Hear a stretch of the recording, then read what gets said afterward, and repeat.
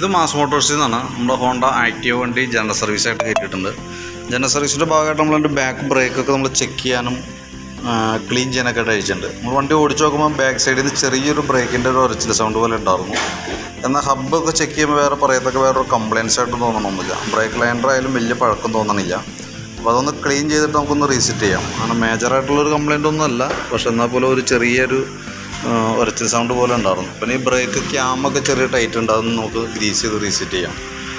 പിന്നെ നമുക്ക് അതിൻ്റെ എയർ ഫിൽറ്ററിൻ്റെ ഭാഗമൊക്കെ ചെക്ക് ചെയ്യുമ്പോഴല്ലോ, എയർ ഫിൽറ്ററൊക്കെ പുതിയ ഫിൽറ്ററാണ്, വലിയ പഴക്കമായിട്ടില്ല. അതേപോലെ തന്നെ ക്ലച്ചിൻ്റെ ഭാഗമായാലും വേറെ പറയത്തൊക്കെ ഓയിൽ ലീക്കോ കാര്യങ്ങളോ വേറെ പ്രോബ്ലംസ് ഒന്നുമില്ല. ബെൽറ്റ് ആയാലും പുതിയ ബെൽറ്റാണ് കിടക്കുന്നത്. അതിൻ്റെ വേരിയേറ്റർ ബോഡി റോളറൊക്കെ ഇടയ്ക്കെപ്പോഴും മാറ്റിയേക്കണതാണ് നമ്മൾ കേട്ടോ. നല്ല ഫ്രഷാണ് കിടക്കുന്നത്, വേറെ പ്രശ്നങ്ങളൊന്നുമില്ല. ബെൻഡെക്സ് യൂണിറ്റും വർക്കിങ്ങും ഒക്കെയാണ്, പ്രോബ്ലം ഇല്ല.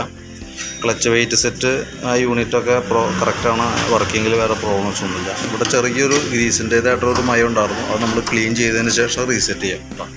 പിന്നെ എൻജിൻ ഹെഡിൻ്റെ ഭാഗത്തായാലും ചെറിയൊരു ഓയിൽ നനവുണ്ട്, പക്ഷേ മേജറായിട്ടുള്ള കംപ്ലൈൻ്റ് അല്ല, അത് വേറെ ഒന്നും ചെയ്യേണ്ടതായിട്ടില്ല.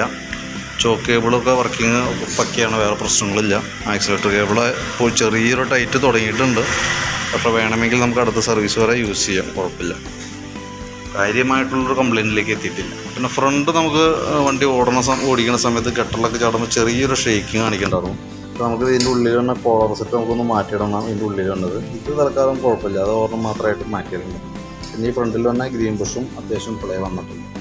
പിന്നെ ബാറ്ററിയുടെ ഭാഗം നമ്മൾ നോക്കുന്നുണ്ട്. 2021 മോഡൽ ആമറോണിൻ്റെ ബാറ്ററിയാണ് വണ്ടിയും ഇരിക്കുന്നത്. അതൊരു 12 വോൾട്ട് തന്നെ 4 ആമ്പിയറിൻ്റെ ബാറ്ററിയാണ് നമുക്ക് വണ്ടിയും ഇരിക്കുന്നത്. നമ്മളതിൻ്റെ വോൾട്ടൊക്കെ ചെക്ക് ചെയ്യുമ്പോൾ കറക്റ്റ് വോൾട്ട് കിട്ടുന്നുണ്ട്, 13.2 വോൾട്ടൊക്കെ കിട്ടുന്നുണ്ട്. ബാറ്ററി ടെസ്റ്റ് മോഡിലേക്ക് വിടുന്നുണ്ട്. അപ്പോഴും വേറെ കംപ്ലൈൻ്റ് ആയിട്ടൊന്നുമില്ല, ബാറ്ററി ഓക്കെ ആയിട്ടാണ് കാണിച്ചു തന്നത് കേട്ടോ.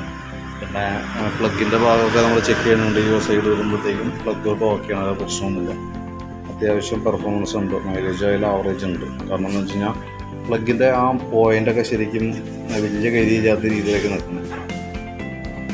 പിന്നെ എൻജിൻ ഓയിൽ മാറുന്നുണ്ട്. അതേപോലെ സ്പീഡോമീറ്റർ കേബിൾ വർക്കിംഗ് അല്ലായിരുന്നു, കേബിൾ ഓൾറെഡി പൊട്ടിയ കിടക്കണം. അപ്പോൾ അത് കൂട്ടത്തിൽ നമ്മൾ റെഡിയാക്കുന്നുണ്ട് കേട്ടോ. അപ്പോൾ ബ്രേക്കിൻ്റെ ആയാലും ബ്രേക്ക് ലൈനർ ചില ഭാഗങ്ങൾ പിടിക്കാത്ത പോലെ ഉണ്ട്, അത് നമുക്ക് പേപ്പർ ഇട്ടൊന്ന് ക്ലീൻ ചെയ്ത് റീസെറ്റ് ചെയ്യും. അങ്ങനെ വേറെ ഓടിച്ചിട്ട് അങ്ങനെ വേറെ മേജറായിട്ടുള്ളൊരു വേറെ കംപ്ലൈൻറ്റോ കാര്യങ്ങളൊന്നും നമുക്ക് ഫീൽ ചെയ്തില്ലായിരുന്നു കേട്ടോ. കറക്റ്റായിട്ട് സർവീസ് ചെയ്യുന്നതാണ്. നമുക്ക് ലാസ്റ്റ് ചെയ്താണ് എനിക്ക് തോന്നുന്നു നവംബറിലെന്തോ ആണ് കേട്ടോ. അതെന്തായാലും ഞാൻ അതിൻ്റെ ഒരു ഏകദേശം ഒരു എസ്റ്റിമേറ്റ് നോക്കിയിട്ട് അതിൻ്റെ ഡീറ്റെയിൽസ് വാട്സാപ്പിലേക്ക് ഇട്ടാം.